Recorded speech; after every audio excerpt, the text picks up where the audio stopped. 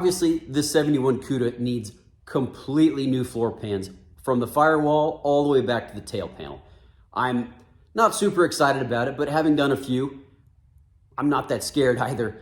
When it comes to replacing panels, I try to replace as little as possible on the exterior of the car. The reason is, when you replace an entire panel, let's just take a quarter panel for example, beginners don't realize how much they're affecting by replacing that one panel. Not only is the profile of it different, and a lot of times will need adjusted, the panels are oftentimes not the right length. The radius on the front of the quarter panel where it goes into the door jamb is usually completely different than the factory profile. The door gaps won't be correct at all if you just put that quarter panel on there and weld it in place. The fitment between the quarter panel and the roof skin is also very different. And one of the worst ones is the fit of the quarter panel to the left side of the rear window. That profile, the way that that quarter panel fits to the car and around that window is critical, and it takes a lot of work to correct these aftermarket panels. Now, the trunk floor or the cabin floor pan, not nearly as critical. Hardly anyone's gonna see it. You're not worried about fitment, in terms of gapping around it, and it's gonna get a ton of spot welds. So you can honestly weld this thing in better than the factory did. I've taken out many original floor pans where the spot weld penetration was extremely poor, or moisture had crept in between the two layers of sheet metal and really destroyed the integrity of those spot welds. I'm sometimes shocked how easily these floor pans come out, even when they seem to be pretty decent. Now, when you add your floor pan, or before you add the floor pan, you can clean out your frame rails, because those things collect a lot of debris from driving, rocks, pebbles, dirt, and all that debris holds moisture, which is a ticking time bomb in terms of rusting those things out from the inside. So while you have that floor pan out, you can vacuum out those frame rails, clean them up with a wire wheel, and coat them with some POR 15 or some other rust prevention coating, and really feel good about those floor pans when you're driving down the road, not wondering if they're corroded on the inside or really thin. So just to give you an idea, this is the one-piece forward floor pan. There's lots of brands out there. I've been using AMD, and for floor pans, I'm not really sure it matters, but we mentioned earlier, why do several patches when you can do the one big forward floor pan? If you do the right toe board and the left toe board, and you look at that distance all the way around that square on both sides, you're probably gonna butt weld that or stitch it in, and that's a fair amount of welding, when all you have to do is drill holes all the way around, and of course across where the torsion bar cross member is, and plug weld it all the way around the perimeter. It's about the same amount of welding. Why not just do the new forward pan, and again, know what's underneath the pan? It's something that does seem pretty tough at first. It seems critical, but when you realize that you're not affecting door gaps and the way entire panels fit, it's really not so critical. Now, there's not too much to mess up when you cut out and prep floor pans, but there are a few things you really need to be cognizant of. One is the braces underneath the floor pans. There are a lot of techniques that different guys use to remove floor pans. Some guys like to drill out all the spot welds. Some guys grind down all the spot welds. But I'm going to show you the technique that I use. It's definitely different, but I've tried several different methods, and this is the one that seems to work best for me. I don't use many tools, only about 3 or 4 throughout this process. Different ones for different spaces, but I'm gonna walk you through those and some of the techniques that I employ. For me, the first and most important tool is a really big air compressor. This is an 80-gallon compressor that I use because the tools that I operate, they're all pneumatic and they use a lot of air. We're about ready to take a first rough cut at cutting out the cabin floor pans. My daughter Caitlin is 13 years old and she's been itching to get her hands on some power tools. Today she gets to use an air chisel and it's going to be a nasty, dirty job. Even though it's winter and it's cold, we're gonna roll this thing outside so that we don't have to clean up the shop later. It's gonna save me a lot of time and effort. Even though I'll be a little bit more uncomfortable outside, we'll just bundle up. The second tool that I use is an air hammer. The brand really doesn't matter. This is a fairly cheap unit that I bought off of Amazon, I think, or eBay. But an air hammer, and there's lots of different bits. This is the one that I like to use because it's effective at cutting. I've used sheet metal trimmers as well. So here's the open skeleton of the 71 Cuda, and this will help, along with some pictures and some videos as we're doing it, to kind of explain these techniques. First, here's my air hammer with my bit, and when I helped Caitlin, I actually took a piece of chalk and I drew an outline wherever I wanted to go, but not hit supports or torsion bar cross member. This is that big open area I talked about first.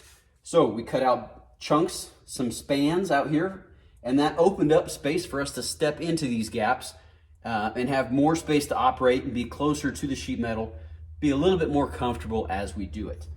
Now, once I opened up this whole area, from there, I opened up the small area in front of the torsion bar cross member, these larger spans, and then I also cut out the gap, that strip that goes in between this channel, the forward lip and the rear lip of the torsion bar cross member. I just zipped down the middle, cut it at both ends, and pulled these pieces out. That way, when I'm cleaning and dressing these smaller pieces, I've got a strip of old sheet metal here on this lip, and I can work with one spot weld at a time and peel it, or I can use my impact here, and I'll show you the next technique that I was mentioning.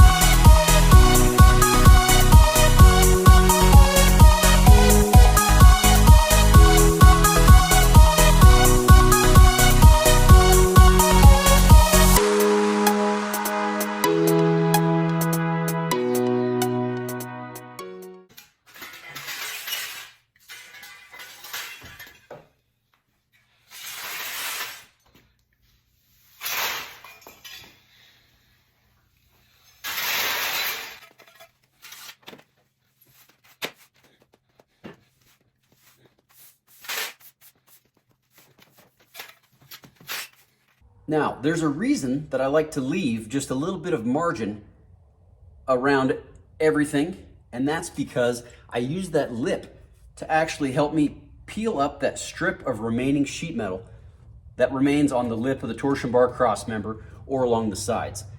My technique is with that lip hanging off, I'll actually take my impact and hit it from below, and I'll knock it up all along this torsion bar cross member lip.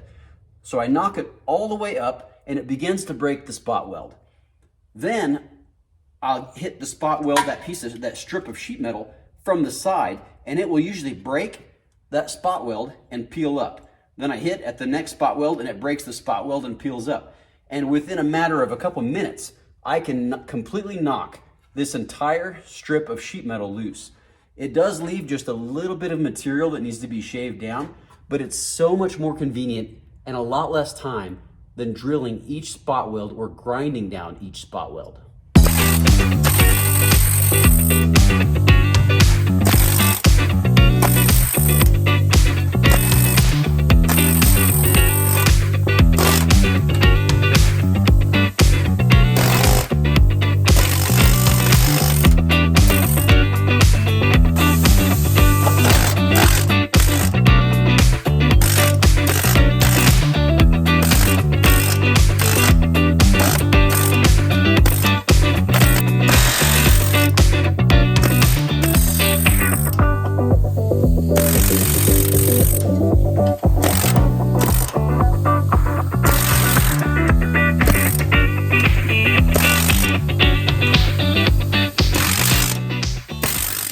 Although the torsion bar cross member and forward frame rails look a little scaly, they're going to clean up really nicely. The metal is actually in really good condition. No patches are going to be required, so I'm really happy with the forward frame rails and the torsion bar cross member. The rocker, both sides, is really also in very good condition. This is some sealant of some sort, but there's no holes, no real corrosion. It's just a lot of surface rust that needs to be knocked down, prepped and primed and painted. But same thing with this side. Really a solid inner structure that I'm really pleased to see. This is where it gets a little bit more annoying, is the firewall. This, if you can get access to it, is this is probably a good area to drill out spot welds. You can either drill or grind down the spot welds if you remove these braces. With those braces in place, it's very difficult to get access to the spot welds. The cross member there for the shocks is actually not bad, but we're gonna have to get to work and cut out some sheet metal. One of the things I really don't like is how this floor pan ties into the rear cross member on the E-bodies. Not sure why, but they always just seem to rust out really badly. And the way that they tie into the tail panel, it's really hard to save that tail panel.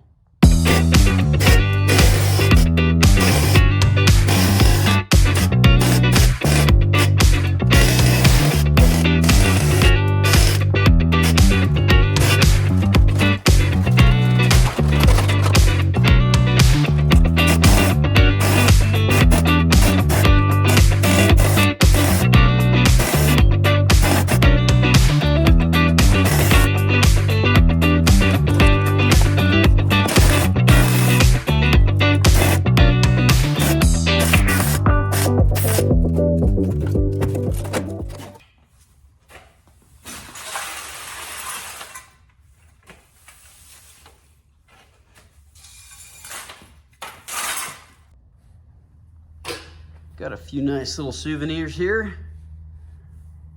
but after about an hour and a half of work, it's cleaning up pretty good. You can see that cross member's scaly, but not bad. This right frame rail, it's definitely gonna need some work, even more than I thought just a few minutes ago. The third tool that I use quite a bit is this gearless die grinder. There's several reasons I like this guy. First, I don't like big angle grinders. It's really hard to see where you're at. I've got these small little grinding wheels on an arbor, and I can put that at a 90 degree and I know exactly where I'm at. You can use it at low speed or high speed if you really want to, but even at low speed, it's really effective.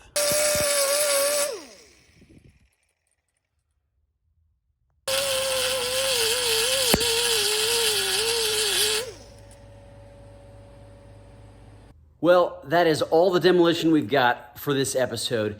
Coming up next, we're gonna assess the rear frame rails, replace all the cabin floor pans and the trunk floor. If you like this episode, do me a huge favor and hit the subscribe button.